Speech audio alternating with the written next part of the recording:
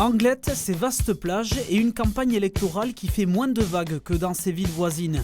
Anglet, l'une des communes les plus attractives de la côte, qui vient de dépasser cette année la barre des 40 000 habitants. À quelques jours du premier tour au marché Quintaou, ambiance détendue pour Claude Olive et ses colistiers. Fort de sa popularité, le maire, ex-membre des Républicains, brigue un troisième mandat avec à ses côtés une équipe qu'il présente comme apolitique et la volonté d'œuvrer encore pour la ville. Vous avez derrière moi un des grands projets que je porte, qui est la médiathèque Jean-Michel Barat.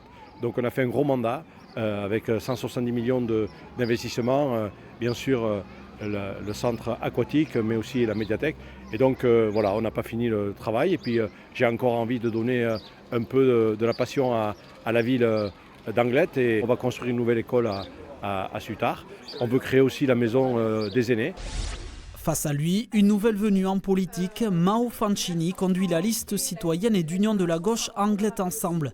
Arrivée il y a quelques années à Anglet, cette enseignante universitaire s'est activement mobilisée contre le projet d'extension d'une zone d'activité dans la forêt de Jusan. Ses priorités, plus de concertation avec les Anglois et des logements plus accessibles. On va utiliser tous les outils législatifs qui sont à notre disposition pour permettre, pour renforcer en fait, le fait de proposer des logements à petit prix, donc en accession sociale par exemple, mais aussi des petits loyers. Le prix du mètre carré est de plus en plus cher à Anglet et ça va s'accélérer dans les années à venir. Et nos projets, il y en a deux, donc il y a une ferme maraîchère municipale. On a aussi le projet d'ouvrir un établissement de soins de suite et de rééducation, un établissement médical public.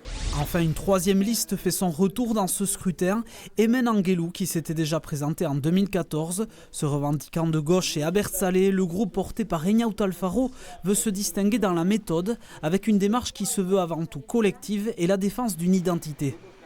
Angelou beti izan da lapurdiri lotua izan den herri bat eta beraz Euskal Herriko hiri bezala nahi dugu asumitua izan dadin, indarra emaiten dugu etxe bizitzaren inguruan, biztan dena, sozial arloetan, eta behar ba guk gai bezala ere ekarri duguna pixka bat plazarat hauteskunde hauetan izan da imazten lekua, feminismoa.